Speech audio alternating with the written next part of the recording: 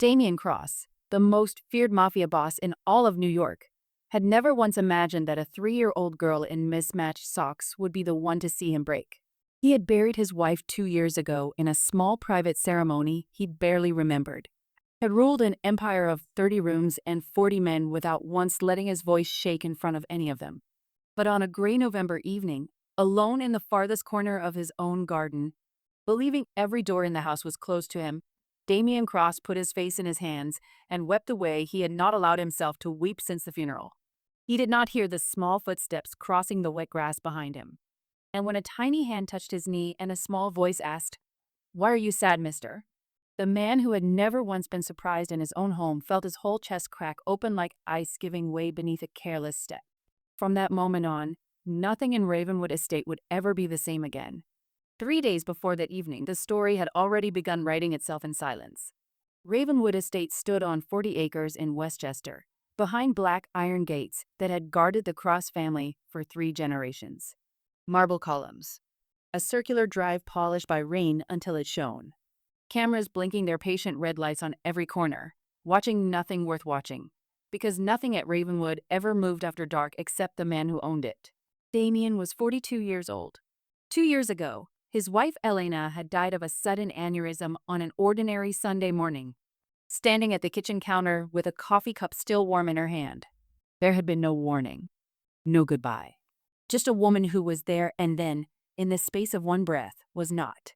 Since then, Damian had learned to run his empire the way other men ran clocks, precisely, coldly, without needing anyone to look at twice. He trusted exactly 2 people: Marcus, his head of security, and Walter, the butler who had served his family for 20 years. Everyone else in that house was staff, and Damian's experience did not need to know the man they worked for had a heart left in him at all. Grace Bennett had been the newest housekeeper at Ravenwood for 2 months. She was 27, quiet, careful with her words, the kind of tired that only shows in a person's eyes long after the rest of the face has learned to smile again. She had a daughter, Lily, 3 years old, with serious brown eyes and a habit of asking questions grown-ups usually only ask themselves. Grace had lost her husband to cancer 8 months earlier. She rarely spoke of it. She worked 6 days a week, and on the 7th, because her mother back in Ohio was too far to help and daycare was too expensive to afford twice, she brought Lily to the estate and kept her quietly out of sight in the small staff sitting room off the kitchen, an arrangement Damian did not know existed, because Damian never noticed anyone in his own house at all. On the evening everything changed, Damian had told Walter he wanted no dinner and no company. He walked out past the rose garden to the old stone bench at the far end of the property, the one Elena had loved, half hidden behind a row of bare hedges, where the security cameras did not reach because he had never once asked anyone to put one there. It was the only place in 40 acres where he allowed himself to stop pretending. He did not know that Lily, restless after an hour of coloring quietly in the staff room, had slipped out the side door in her socks to chase an orange cat she had seen through the window, and had wandered further than she meant to, all the way to the hedges, where she found not a cat, but a man sitting alone in the dark with his shoulders shaking. She did not know he was the most powerful man in New York. She only knew he looked the way she sometimes felt at night, when she thought about her father and did not want her mother to hear her cry. So she walked across the wet grass in her mismatched socks, sat down on the cold stone beside him without being invited, and did the only thing she knew how to do. She reached out and patted his hand, very gently, the way her mother did for her. Damian went rigid at the touch. For 2 years, no one had touched him without permission. Bodyguards kept their distance. Staff bowed their heads and spoke only when spoken to. Even Marcus, closer to him than anyone alive, had not laid a hand on his shoulder since the day of Elena's funeral, and even then only once, briefly, before stepping back into the practiced distance the job required. He lifted his head. Through the blur of his own tears, he saw a small girl in a yellow raincoat 2 sizes too big, her dark hair escaping from a single lopsided braid, her feet bare inside a pair of mismatched socks, one striped, one polka-dotted, both soaked through with dew. She was looking up at him with an expression that held no fear at all, only a kind of careful, searching concern, the same look a small doctor might give a patient she was not yet sure how to treat, but intended to help regardless. "Why are you sad, mister?" she asked again, patting his hand once more for good measure. Damian's voice, when it came, was rough and unfamiliar even to himself. "You shouldn't be out here. It's cold. Where is your mother?" "Inside," Lily said simply, as if this answered everything. "I saw a cat. Then I saw you crying." He should have called for Marcus. He should have had someone walk her back inside immediately, quietly, before anyone noticed a member of his household staff's child sitting beside him on Elena's bench. In the one corner of his own property, where he had never once had to be the man everyone else needed him to be. Instead, he found himself saying, "I'm not crying." Lily studied him with the particular, unimpressed patience of a 3-year-old who has just been told something plainly untrue. "Your face is wet. It's raining." She looked up at the clear, starless sky, then back at him, her small mouth pressing into a thin, skeptical line that made something in Damian's chest ache in a way he did not have a name for. "It's not raining," she said. "You're just sad." "That's okay. I get sad too. Sometimes I miss my daddy, and I cry in my pillows so mommy doesn't hear, because mommy already cries enough for both of us." Damian went very still. "Your father," he said slowly. "Where is he?" Lily's small face did something complicated then, a flicker of a lesson learned too young. "He's in heaven. He got sick and the doctors tried really hard, but they couldn't fix him." She said it plainly, the way children recite facts they have been told many times, worn smooth from repetition. "Mommy says he's still with us, just not the kind of with us where you can hug him anymore." Damian looked at this small girl in the dark, telling him about her dead father with more composure than most grown men he had known could manage discussing a bad business quarter, and felt the last of his careful, practiced control slip entirely out of his hands. "I lost someone too," he heard himself say. He had not spoken those words aloud to another living person in 2 years. Not to Marcus. Not to Walter. Not to the therapist he had seen exactly once and never called again. "My wife. She died very suddenly. 2 years ago." Lily nodded slowly, taking this in with the gravity of someone twice her age. "Do you cry in your pillow too?" "Sometimes," Damian admitted, and the word came out cracked down the middle. "That's okay," Lily said again, and this time she did more than pat his hand. She climbed, without asking permission, onto the cold stone bench beside him, small and warm and entirely unafraid, and leaned her head against his arm the way she might have leaned against her own mother on a hard night. "You don't have to be sad by yourself. That's the worst kind of sad. My mommy says sad is smaller when somebody sits with you." Damian sat frozen, a 3-year-old's head resting trustingly against his arm, and felt something break open inside his chest that had been sealed shut since the morning Elena's coffee cup had gone cold on the kitchen counter. He did not know how long they sat there in silence, the girl's small weight warm against his side, before a voice, sharp with panic, cut across the dark garden. "Lily? Lily, where are you?" Grace Bennett came around the hedge at a near run, her housekeeper's uniform still on, one shoe half off her foot, and stopped dead at the sight in front of her. Her daughter, sitting on the private bench of the most feared man in New York, leaning against his arm as though she had known him her whole life. And Damian Cross, tears still wet on his face, looking back at her with an expression she had never once seen on an employer in her life. Something that looked, unmistakably, like fear of being asked to let go. Grace's hand flew to her mouth. "Lily. Oh my God. I am so sorry, Mr. Cross. I turned my back for 1 minute." She must have slipped out the side door. She was already moving, already reaching to pull her daughter off the bench. Her face flushed with the particular terror of a woman who has just watched her child do something that could cost her the only job keeping a roof over both their heads. "Grace." Damian's voice stopped her mid-motion. It came out rougher than he intended, still thick with everything he had not yet managed to swallow back down. "She's fine. Sir, I understand if you need to speak to the agency about this. I'll make sure it never happens again. I just need this job. Please, she's never." "Grace."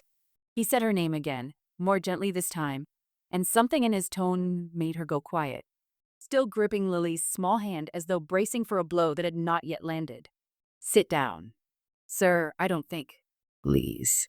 It was not a word Damian Cross used often. Grace heard the strangeness of it in his voice, and some instinct older than fear made her lower herself slowly onto the far end of the stone bench. Lily still tucked against her side now, watching the exchange with the same wide, careful attention she'd given everything else that night. For a long moment, none of them spoke. Somewhere beyond the hedges, The estate's grounds lights hummed faintly. An owl called once from the tree line and went silent. "How long have you been bringing her here?"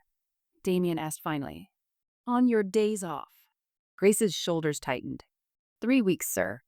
I know I should have asked permission. I couldn't afford daycare on top of everything else, and my mother's too far away to help. And I didn't think anyone would. She stopped herself, swallowing the rest of the sentence. Notice, Damian finished quietly. You didn't think anyone would notice. She said nothing, which was answer enough. Damian looked down at Lily, who had gone quiet against her mother's side, but was still watching him with those same searching brown eyes, as though she was waiting to see whether the sadness would come back now that her mother had arrived to make everything proper and adult again. Your husband, Damian said carefully. Lily told me. I'm very sorry. Grace's composure, which had held through the panic of finding her daughter missing and the terror of facing her employer in the dark, finally cracked. Her eyes filled fast, the way tears do when they've been held back for months rather than minutes. 8 months, she said, her voice barely above a whisper. Pancreatic cancer. It moved so fast there wasn't even time to. She stopped, pressing her lips together hard. I'm sorry, sir. This isn't appropriate. You don't need to hear any of this. I asked, Damian said. And for what it's worth, I don't think there's ever an appropriate amount of grief. I think there's just the amount that happens to you, and everyone pretending afterward that it fits inside office hours. Grace looked at him then, really looked, the way she might have looked at any other grieving person, and not the man who owned every marble hallway in this house, every camera, every acre of frost-hardened lawn between them and the gate. Lily's right, you know, she said quietly, about the sad being smaller when someone sits with you. I tell her that all the time. I don't know if I've ever actually believed it myself. Not since David died. Damian looked at the small girl leaning into her mother's side. The same girl who 20 minutes ago had climbed uninvited onto a stranger's bench and patted his hand like it was the most natural thing in the world. I think, he said slowly, she might be smarter than either of us. For the first time since Grace had rounded the hedge in a panic, something in her face eased, just slightly, into the ghost of a real smile. They sat like that a while longer, 3 people who had no business sharing a bench together, in a garden built for a woman who no longer walked through it, until the cold finally drove them all inside. Damian walked them as far as the kitchen door himself, an act so far outside his own routine that Walter, polishing silver at the counter, nearly dropped the tray in his hands at the sight of his employer holding a sleepy 3-year-old's raincoat over one arm. Thank you, Grace said at the door, still uncertain what exactly had just happened between them. For not being angry. Grace. Damian paused, choosing his next words carefully. The way a man chooses his footing on ice he isn't sure will hold. You don't have to hide her in the staff room anymore. Not on my account. Grace blinked at him. Sir, I couldn't possibly ask. You're not asking, Damian said. I'm telling you it's allowed. He did not know, walking back alone through the cold, dark hallway toward his study, that Marcus was already waiting for him with a look on his face that meant something had gone badly wrong somewhere else in the family's business that night. And that whatever small, fragile warmth had just found its way back into Damian Cross's chest was about to be tested by something far colder than grief. Marcus was standing just inside the study door when Damian arrived, still in his coat, a folder pressed flat against his chest the way he only held things he did not want to hand over too quickly. You're back late, Marcus said. And there was something careful in the way he said it, the tone of a man deciding how much bad news a person could absorb in one evening. I was in the garden. Damian shrugged out of his coat, aware, distantly, that his face probably still showed more than he wanted it to. Marcus's eyes flicked over him once, taking in the reddened eyes, the unusual stillness in his employer's shoulders, and said nothing about it, which was its own kind of mercy. What is it? Damian said. Marcus set the folder on the desk without opening it. Frank Delgado. He's been talking to people he shouldn't be talking to. Damian's jaw tightened. Delgado ran the family's warehouse operations in New Jersey, had done so for 11 years, quiet and competent, and, until tonight, apparently loyal. Talking to who? Salvatore Reyes. Marcus let the name sit in the air a moment. Salvatore Reyes ran a rival operation out of Queens, had spent the better part of a decade trying to peel away pieces of the Cross family's shipping routes one contract at a time, always carefully, always just short of open conflict. Delgado's been feeding him manifest schedules for the last 2 months, We picked it up on a wire this afternoon. Damian opened the folder now, scanning the transcript pages Marcus had flagged, the careful, damning language of a man who believed no one was listening. 2 months, he repeated quietly. Why? Money, probably. Or resentment. He's been passed over for a larger cut twice in the last 3 years. Marcus paused. There's something else, though. Delgado's not senior enough to have set this up alone.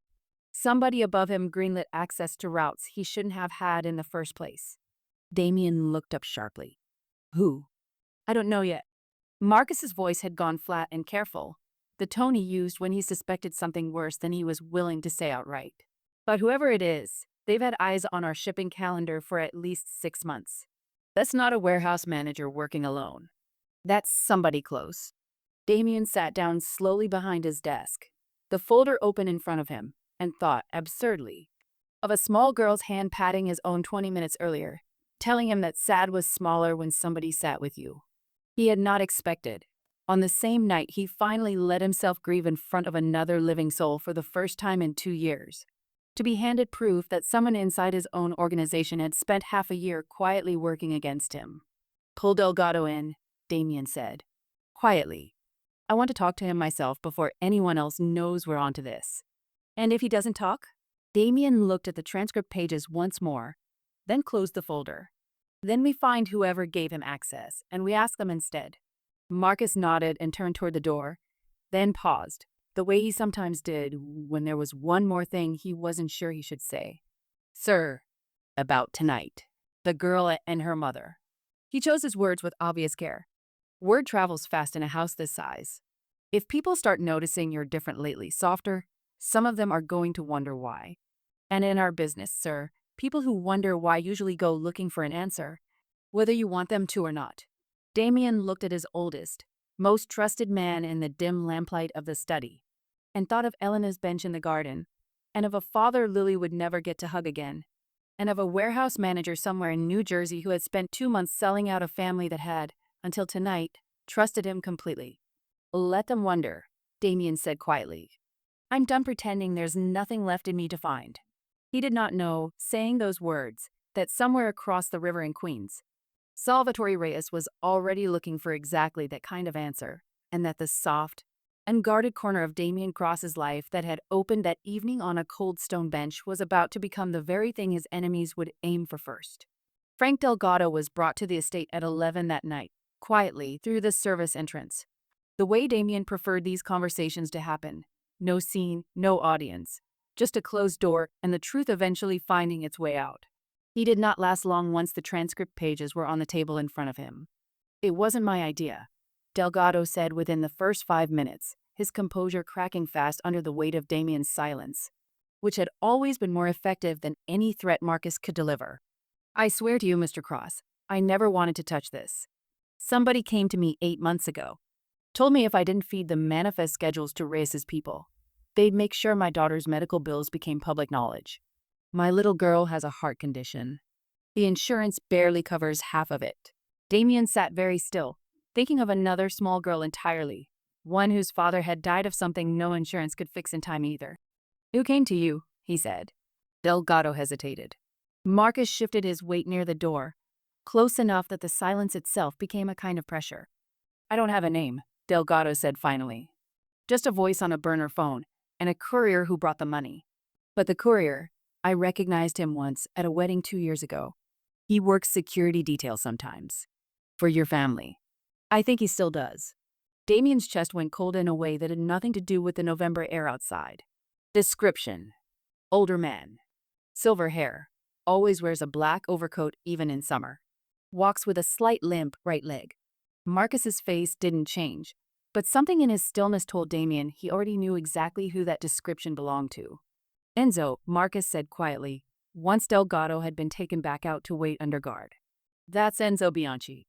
He's worked the outer perimeter rotation for 6 years. Quiet. Reliable. Nobody would look twice at him. Which is exactly why someone chose him, Damian said. He thought of Walter, 20 years of loyal service, moving through the halls of Ravenwood without ever drawing suspicion precisely because suspicion had never once had reason to look his way. He thought of how easily trust became a blind spot large enough to drive an entire betrayal through. Bring him in the same way, Damian said. Quiet. Tonight, before he knows Delgado's been picked up. It was nearly 1 in the morning when Enzo Bianchi was walked into the same room. And it took considerably longer than 5 minutes to crack him, because Enzo, unlike Delgado, had come prepared to lie. He held his composure through the first hour of questioning, denying everything with the flat, practiced calm of a man who had rehearsed this exact conversation many times in his own head. It was only when Damian set a single photograph on the table between them, one Marcus had pulled that same night from 6 years of quiet, unremarkable personnel records, that something in Enzo's face finally gave way. The photograph showed Enzo, 10 years younger, standing beside a man Damian recognized instantly from a dozen family functions over the years. Salvatore Reyes himself. You've known him a long time, Damian said quietly. Enzo's jaw tightened. He's my cousin, he said at last, the words coming out low and bitter. Everyone in this family talks about loyalty like it's something you owe to blood that isn't even yours. My cousin offered me a life outside this business 6 years ago. I said no, out of respect for your father. And what did respect ever get me? 6 years on a perimeter rotation while men half my age got promoted past me. So you sold us out, Damian said. For resentment. For a future, Enzo shot back. Reyes offered me a real stake. A percentage. Not a salary, Mr. Cross. An actual future for once in my life.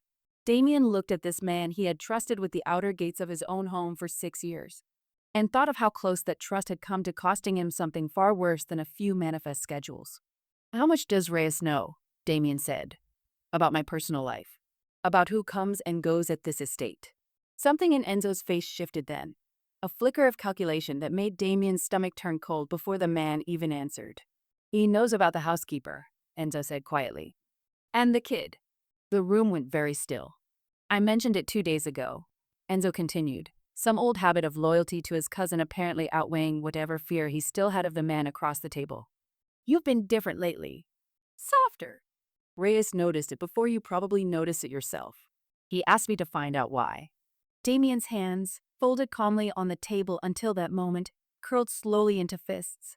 And what did you tell him? He said, his voice gone very quiet, very even. The tone Marcus had learned over 12 years to fear more than any shout.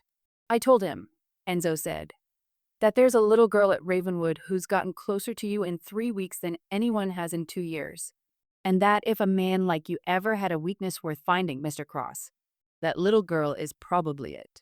Damian was on his feet before Enzo finished the sentence, already moving toward the door, his mind running through the layout of the estate with the cold, fast precision of a man calculating exposure on a battlefield. Marcus, where are Grace and Lily right now? Staff quarters, sir. East wing. Should be asleep by now. Get 2 men on that door immediately. Nobody in or out without your say-so. Damian was already halfway down the hall. And find out if Reyes has anyone inside the perimeter tonight beyond Enzo.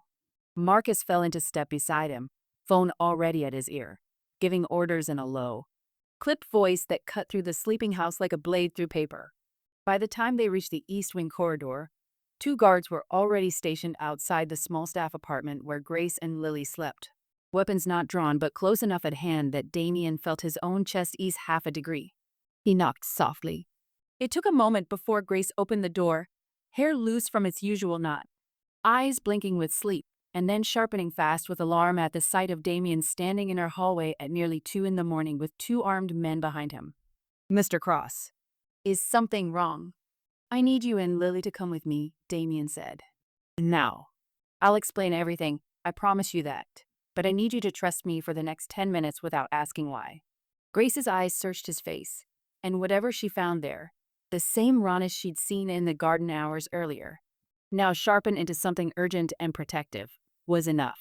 She turned without another word, gathered Lily wrapped in a blanket from her small bed, and followed him down the hall, her bare feet silent on the cold marble.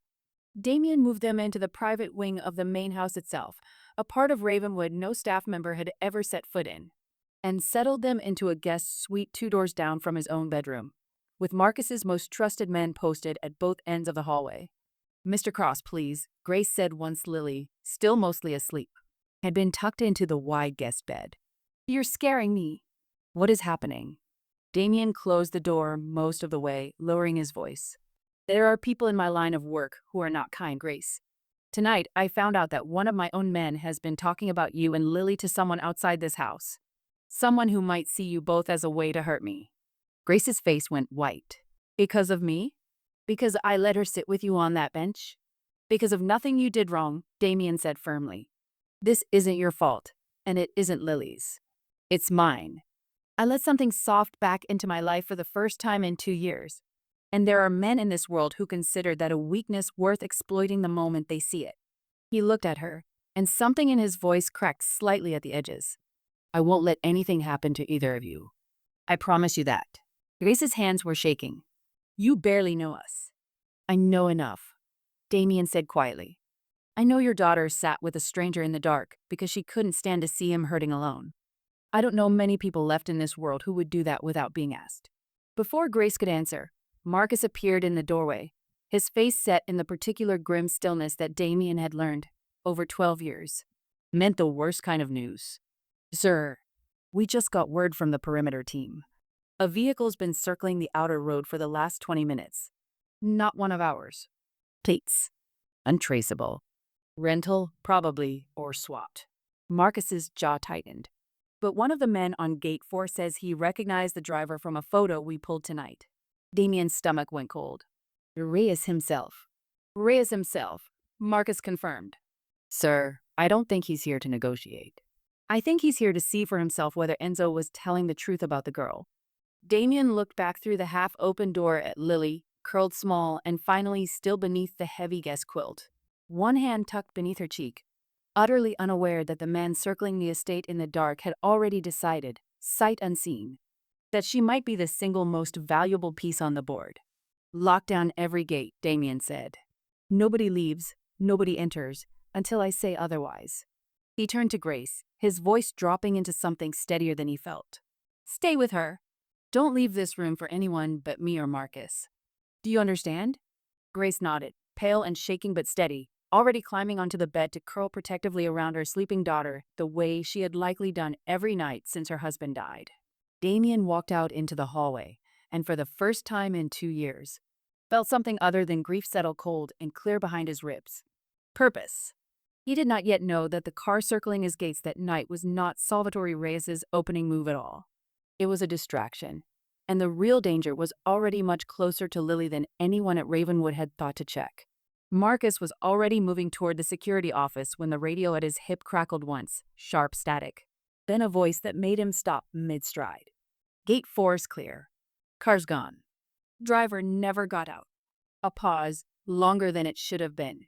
But sir, we've got a problem inside the house. Damian took the radio from Marcus's hand. Talk to me. Kitchen staff entrance. Motion sensor tripped 4 minutes ago. We checked the feed. The guard's voice had gone tight. Careful. It's not an intruder, sir. It's one of ours. Internal badge. He's already past the kitchen, heading up the back stairwell toward the east wing. Damian's blood went to ice. The east wing, where he had just left Grace and Lily 2 minutes ago, behind a door guarded by 2 men he had trusted without a second thought an hour earlier. Which 2 men are posted outside that room right now? Damian said, already moving. Marcus checked his own radio, scrolling fast. Costa and Ruiz. Get eyes on them. Now. The answer came back 30 seconds later, and it turned Damian's blood entirely cold. Sir, Costa's not answering his radio. Damian broke into a run, Marcus half a step behind him, both of them moving through the dark marble corridors of Ravenwood faster than either man had moved in years. They reached the east wing stairwell just as a shape came around the corner ahead of them. Not an intruder in a mask, not a stranger with a weapon drawn, but a familiar face in the estate's own dark uniform, moving fast and quiet toward the guest suite door. Freeze, Marcus barked, weapon up before Damian had fully processed who he was looking at. The man turned, and for one long, terrible second, nobody moved. It was Ruiz. One of the 2 guards Damian had personally posted outside Grace and Lily's door not 15 minutes earlier. His radio hung silent and dark at his hip, deliberately switched off. In his hand, not a weapon, but a small syringe, capped, tucked half hidden against his palm. Where's Costa? Damian said, his voice gone dangerously quiet. Ruiz's eyes flicked once toward the guest suite door. Still closed, still, Damian prayed silently, undisturbed. And something in his face crumpled from careful comment to raw, cornered fear. "He's fine," Ruiz said quickly. "I just needed him out of the hallway for 5 minutes. I wasn't going to hurt the girl. I swear it. I was told to sedate her quietly and get her out through the kitchen entrance before anyone noticed. Nobody was supposed to get hurt." "Told by who?" Damian said, though some cold, sinking certainty in his chest had already guessed the answer before Ruiz opened his mouth again. "Enzo," Ruiz said. "He called me an hour ago, before you brought him in for questioning. Said if his cousin's plan worked tonight, there'd be a place for both of us on the other side of this. Said all I had to do was get the kid out quiet, and Reyes's people would handle the rest from the road." Marcus's face had gone white with fury. The car at the gate wasn't checking on the girl. It was the pickup point. He never expected anyone to catch Enzo tonight, Damian said slowly, understanding arriving all at once cold and complete. "This whole plan was already in motion before I even sat Grace and Lily down in that room. We didn't lock the danger out." He looked at Ruiz, standing frozen in the dim hallway light with a syringe still clutched in his hand. Close enough to that door that another 60 seconds might have been all he needed. "We locked it in with them." From behind the guest suite door, muffled but unmistakable, came the sound of Lily beginning to cry, small, frightened. The sound of a child waking into a room gone suddenly, wrongly tense, and Grace's voice rising fast and sharp in response, calling out for anyone. For Damian, for help. Damian shoved past Ruiz without another word, Marcus's weapon still trained on the man behind him, and threw the guest suite door open. Grace was on her feet beside the bed, Lily gathered tight against her chest. Both of them backed into the far corner of the room as though some instinct older than reason had told them the danger was not yet finished. Even with the door now open and Damian standing in the frame. "It's me," Damian said quickly, both hands raised, his voice pitched low and steady even as his pulse hammered against his ribs. "It's just me. You're safe. I promise you, you're safe." Grace's whole body sagged with relief for exactly 1 second before her eyes found Ruiz, still standing frozen in the hallway with Marcus's gun leveled at his chest, and the syringe still visible in his trembling hand. He was outside our door," Grace said, her voice climbing thin and fast. "He came in twice, just to check on us," he said, and I thought, "He won't touch either of you," Damian said. "Not tonight. Not ever." He turned back to Marcus. "Get him downstairs. Find Costa. If he's hurt, I want a doctor on him in 5 minutes. And get every remaining man on this property checked, tonight, face to face, before I trust another single badge in this house." Marcus hauled Ruiz away down the corridor, the man's protests trailing off into the dark, and Damian turned back into the room, closing the door softly behind him and sliding the heavy bolt Grace hadn't known was there until that moment. Lily had stopped crying, though her small face was still blotchy and frightened, one fist twisted tight into the fabric of her mother's shirt. She looked at Damian across the room with an expression that broke something in his chest all over again, not the wide, unguarded trust she'd shown him on the bench 3 hours earlier, but something newer and sadder. Fear, learned all at once, the way children learn things they shouldn't have to learn so young.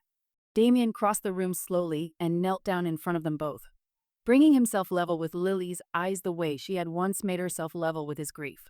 "I'm sorry," he said quietly to both of them. "This is my fault. I let you into my house tonight because I wanted you safe, and instead I nearly brought the danger straight to your door. That will never happen again. I promise you that." Grace's eyes were wet, but her voice, when she found it, was steadier than Damian expected. Who was that man? Why would anyone want to hurt her? Damian hesitated only a moment before deciding that Grace, having nearly lost her daughter to a stranger with a syringe in the middle of the night, deserved more truth and comfort right now. "There are men in my business who see anything I care about as a weapon they can use against me," he said. "Tonight, someone found out I cared about you and Lily. That made both of you a target, through no fault of your own." He looked at Lily, whose small hand had slowly, cautiously crept out from her mother's shirt to rest again on his knee. The same gesture she had offered him on the bench, now offered as something closer to reassurance than comfort. "I built a wall around myself for 2 years so nothing could ever be used against me again. Tonight, I found out that the wall never really worked. It just meant I was alone behind it." Grace looked at him for a long moment, weighing something behind her tired eyes. And now? Now? Damian said quietly. I'd rather tear the wall down completely and protect what's on the other side of it properly, than build it back up and lose the only warmth I've felt in 2 years. Lily, apparently satisfied that whatever adult conversation was happening no longer required her attention, yawned hugely and leaned her head back against her mother's shoulder, her small hand still resting on Damian's knee as her eyes began to drift closed again despite everything. Damian stayed there on the floor beside the bed for a long time after she fell back asleep, until Marcus returned an hour later with the news that Costa had been found locked in a linen closet, unharmed but furious, and that Salvatore Reyes's car had never come back past the outer gate. But Damian understood, sitting there in the dim guest room with a sleeping child's hand still resting trustingly against his knee, that tonight's failed attempt would not be Reyes's last. Whatever came next, he would not face it from behind a wall. He would face it from exactly where he was sitting now, close enough to protect what mattered, and no longer willing to pretend that nothing did. By morning, Ravenwood had become something closer to a fortress than a home. Every guard on the property had been pulled in for face-to-face questioning, one at a time. Marcus and 2 men Damian trusted without question sitting across from each of them with the same folder of transcript pages that had broken Delgado the night before. By noon, 4 more names had surfaced, not traitors, as it turned out, but men Enzo had approached and who had refused, too afraid to report it. Assuming silence was safer than accusation. Damian did not blame them for the fear. He understood it better now than he ever had before. Costa, bruised but steady, confirmed what they already suspected. Ruiz had lured him into the linen closet with a story about a supply delivery, then locked the door and switched off both their radios before making his move on the guest suite. By early afternoon, Marcus had traced the burner phone Ruiz described back to a prepaid account activated 3 days earlier from a gas station 2 miles from a warehouse Salvatore Reyes's organization used in Long Island City. He's not hiding, Marcus said, laying the trace results on Damian's desk. He wants you to know exactly where he is. He's daring you to come. Damian looked at the address for a long moment, then at the folded piece of paper on the corner of his desk. A crayon drawing Lily had made that morning at the kitchen table while Grace made her breakfast. 3 stick figures under a lopsided sun, one tall, one smaller, one very small, holding hands. She had slid it across the table to him without a word and gone back to her cereal as though it were nothing at all. Then we go to him, Damian said. Tonight. Before he decides waiting isn't working and comes back for what he actually wants. He did not bring an army. He brought Marcus, 4 of the men whose loyalty had just been proven under the hardest possible test, and nothing else. Reyes, when Damian's car pulled up outside the warehouse at 9 that evening, was waiting for him alone in the open bay door, exactly as Marcus had predicted, lit by a single hanging bulb, unarmed, arms folded, the posture of a man who believed he already held every card that mattered. Damian Cross, Reyes said, almost pleasant, as Damian stepped out of the car. I wondered how long it would take you. You send a man into my house with a syringe for a 3-year-old girl, Damian said. He did not raise his voice. He did not need to. Explain to me why I shouldn't end this right here. Reyes's easy smile didn't waver. Because you won't. That's exactly the problem, Damian. Everyone in this business used to be afraid of what you do without hesitation. Now half your own men are whispering that you've gone soft over a housekeeper and her kid. I didn't invent that weakness. I just decided to use it before someone else did. You're wrong about one thing, Damian said quietly. It was never a weakness. It was the first thing I've had worth protecting in 2 years. And a man protecting something worth protecting isn't soft, Salvatore. He's dangerous in a way you clearly haven't accounted for. Reyes's smile finally faltered, just slightly, at the shift in Damian's tone. I'm not here to bury you tonight, Damian continued. Though God knows after last night, I'd be well within my rights. I'm here to tell you exactly what happens next. Every route my family runs, every warehouse, every contract you've been quietly chipping away at for years, untouched. You keep what's yours. But you come near that little girl or her mother, or anyone else inside my walls ever again, and I promise you, Salvatore, there won't be a warehouse left standing between here and Queens for you to hide behind. Reyes studied him for a long moment, weighing the calculation Damian could see moving behind his eyes. The cost of continued war against a man who had just demonstrated, calmly and without a single raised voice, exactly how far he was willing to go. Enzo, Reyes said finally. He's family. What happens to him? He answers for what he did, Damian said. Same as Delgado. Same as Ruiz. That part isn't negotiable, and it was never yours to bargain for. Reyes held his gaze a moment longer, then slowly nodded once. Fine. You keep your peace, Cross. I keep mine. But I want it understood. I didn't lose tonight. I'm choosing not to finish this. Choose it however helps you sleep, Damian said, already turning back toward the car. Just choose it permanently. He did not look back as he walked away, though Marcus, watching the exchange from beside the car, would tell him later that Reyes stood in that warehouse doorway a long time after they'd gone, the easy smile finally, completely gone from his face. The weeks that followed moved slower than any Damian could remember in years, in the good way. The way time moves when nothing is being counted down toward, when a house finally stops holding its breath. Enzo was quietly removed from the organization, handed over to face what waited for him in a world Damian no longer needed to control personally. Ruiz went the same way. Delgado, whose daughter's heart condition had made him a target rather than a willing traitor, kept his job on Damian's own insistence, with the medical bills quietly settled in full and never mentioned again. Damian dismantled 3 shipping routes that month, sold 2 warehouses outright, and folded what remained of the family's more questionable business into holdings clean enough to survive an audit from anyone who cared to look. Marcus, watching the paperwork pile up on the desk one evening, finally asked the question he'd clearly been holding back for weeks. Why now, sir? You could have kept running things exactly as they were. Reyes backed off. The threats handled. Damian looked up from the papers and out the study window toward the garden, where the last of the fall light was catching the bare hedges around Elena's old bench. Because I spent 2 years telling myself that keeping people at a distance was the same thing as keeping them safe, Damian said. A 3-year-old girl taught me in one night that it isn't. It just means you're both alone, waiting for the day it costs you anyway.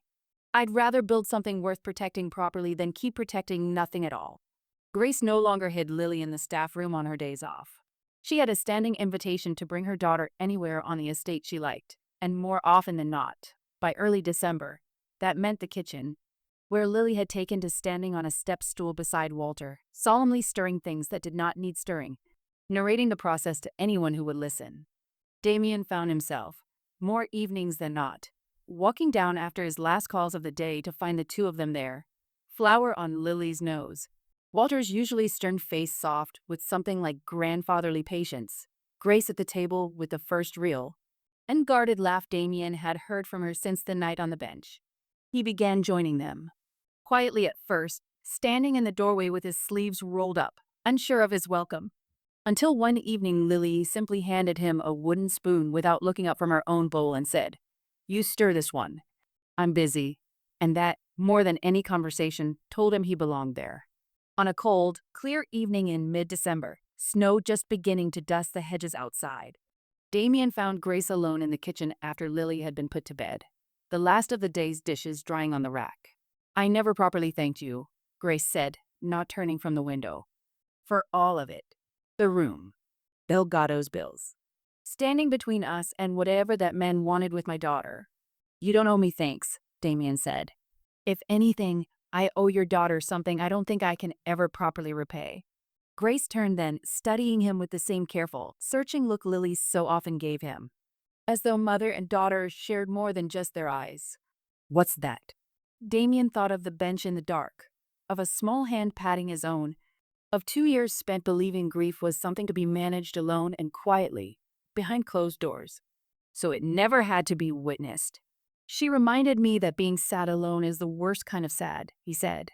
"I'd forgotten that." "I think I'd forgotten a lot of things, actually, until she climbed up on that bench like she had every right to be there." Grace's eyes were bright in the low kitchen light. "She has a habit of doing that, deciding she belongs somewhere before anyone's thought to invite her." "I'm grateful for it," Damian said quietly. "More than I know how to say." They stood there a moment longer in the quiet kitchen, snow gathering softly against the dark windows, until Grace, hesitant but steady, reached out and set her hand over his on the counter, the same simple, unguarded gesture her daughter had offered him weeks before on a cold stone bench neither of them had expected to change anything at all. "Then maybe," she said softly, "you don't have to be sad alone anymore either. Spring came to Ravenwood the following year in a way the estate had not seen in a very long time. Lily's laughter running down marble corridors built for silence, fresh flowers appearing in vases that had sat empty for 2 years. Grace's quiet presence no longer confined to a staff uniform and a hidden corner of the kitchen, but woven, gently and without ceremony, into the fabric of the house itself. On the first warm evening of April, Damian walked out to Elena's old bench and found it already occupied. Lily, cross-legged on the stone, carefully arranging a small collection of wildflowers into which she insisted was a crown fit for a queen. "This one's for you," she said, holding up a slightly crushed daisy without looking up from her work. "Because you're not sad anymore. Queens don't wear sad crowns." Damian sat down beside her on the cold stone, took the daisy with both hands as though it were something far more precious than a single garden flower, and felt, for the first time in longer than he could measure, that the emptiness which had once lived in every corner of this house had finally, quietly, found somewhere else to be. Sometimes the coldest hearts are not broken by force at all. Sometimes they are simply met, gently, by someone small enough to walk straight through the wall without ever noticing it was supposed to stop her.